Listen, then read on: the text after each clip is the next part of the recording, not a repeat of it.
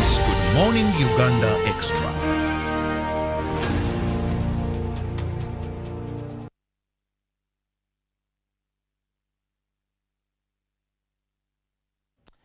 Ten past the top of the hour, that is 9 a.m. Thank you so very much for being with us on UBC TV this cold Monday morning. Once again, I'm Robert Chirabo Nyonyitono, in case you have just joined, but I cannot forget to remind you that we are here every weekday from 6:30. Now, why not make it a date with us? Because we begin with some light moment to cheer you up, spice up your morning, no matter how dark your night could have been. I can assure you, when you choose to make that wise choice of starting your day with us, all will be forgotten, and we usher you into the day, a very informed person, aware of what is going to happen, and ready to fit in any sensible, reasonable topic of discussion, because you were equipped with that information in the morning. For the sports lovers, Ruben is always there to give you the sports updates, and we have the agenda where I always also have guests and we discuss issues of national concern that are trending. Now, this morning in the Extra, an extension of Good Morning Uganda, I have a medical doctor again. And this time round, it's not about absenteeism and rows of doctors. We are going to be looking at HIV now. If you followed our show in the morning, we began with a grant from UNAID, which is targeting 8 African countries, South Africa being the lead country there, in a research to come up with an HIV vaccine.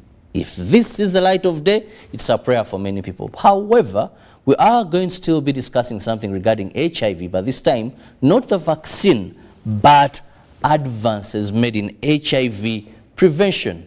And joining me on set, I have Dr. Magololo Mutesi, Fiona from, that is Mulago Tasso Center of Excellency. And she's a medical, she's the coordinator, medical services there. Doctor, I'm very eager to hear from you, and of course I know our viewers. A lovely morning to you. Thank you very much, Robert. A very good morning to all our viewers. Fiona Mutesi, Magololo is my name, and like Robert has said, I'm the medical services coordinator at Tasso Mulago. I am very elated to be here today to take you through the advances in HIV prevention in our country. Maybe to begin with, give us just, if you have the statistics, how are we doing in terms of HIV records, HIV prevalence as a country? Those days were used where you could look at someone and say, I'm not stigmatizing, but you'd physically know. Today it is next to impossible unless someone has disclosed their status. Those days it was a death sentence. Today people will tell you, to get cancer, I'd rather get HIV. To get this, I'd rather, you know. So how are we doing? First and foremost, we have made significant improvements over the past 37 years in HIV care and treatment. As of 2022, majority of the new infections have gone down, and the only new infections we have that seem to be increasing are those among the young population. That is our adolescent girls and young women, as well as the young men. But overall and generally, the rate of incidence, or the rate at which we are getting new HIV cases, has significantly reduced. And now we are putting target on what we call the key and priority populations to try and also continue to curb the virus among those. Now, when you talk about this population, I think this is the age that will tell you to get pregnant. I rather get, you know, there is so much they say HIV now is just a fever, you know, get AIDS, get treatment. There is so much. That's the generation that has no fear for HIV AIDS. Because for the generations that were there, and they saw those that looked at role models like Fire Bongo Lerutaya, DJ Berry, a number that came out in those days before we had advanced treatment. They still have that fear. Those that saw households, almost half a village being destroyed. Now you have those that have been born at a time with this advanced treatment, and for them, they don't see any harm because we're on drugs. So how best are you selling this message to them? Because previously we had a message of people who look very, you know, they were the ones doing adverts for HIV AIDS. Today it's all about, I'm normal. and I have HIV. Not even the packaging of the message has changed. Yes. So how are you driving the message to them? Because we need to fight new infections. Okay, that's a very good question. The awareness on HIV/AIDS has significantly increased over the past few years. However, the facts still remain.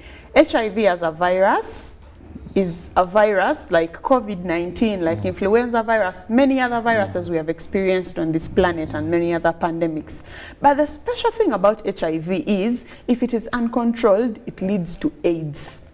And the fact remains that AIDS kills. That fact is going to stay forever. It does not change. So whereas we have seen very many people who have taken their HIV treatment and have had the virus controlled, people who have not taken treatment have also showed us for a fact that we can still have someone looking like Filibongo Lilutaya of those days. We can still have people slim, and we can have people coughing and wasting away because of AIDS. So AIDS still kills, no matter how many healthy people we have seen with the virus who are actually looking healthy and having good quality of life.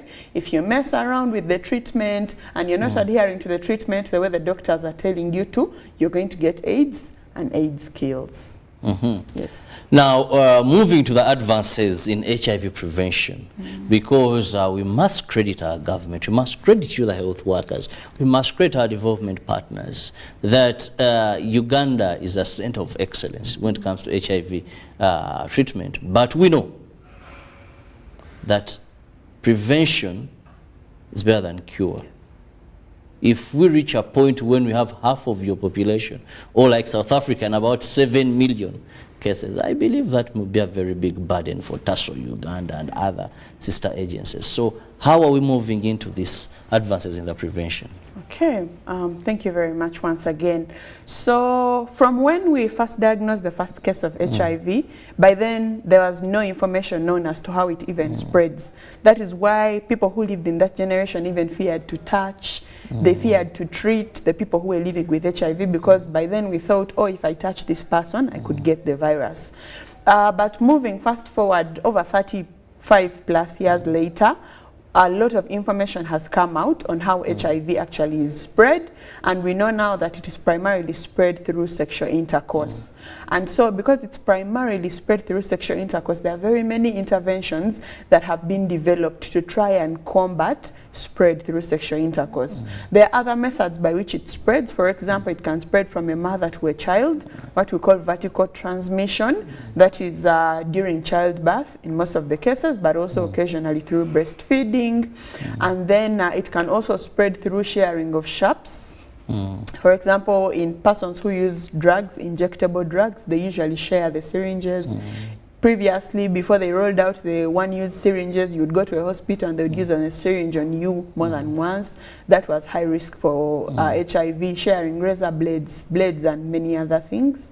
But also in instances where you have mixing of blood, that is not mother to child. Say, for example, if you're involved in a road traffic accident where there's a lot of shedding of blood, if your blood has come in contact with blood of other people who are possibly infected, you might need to undergo HIV prevention measures because you are at high risk for contracting the virus. So those multiple methods by which HIV is spread are the ones that have guided now on developing various multiple interventions on how we can prevent this virus.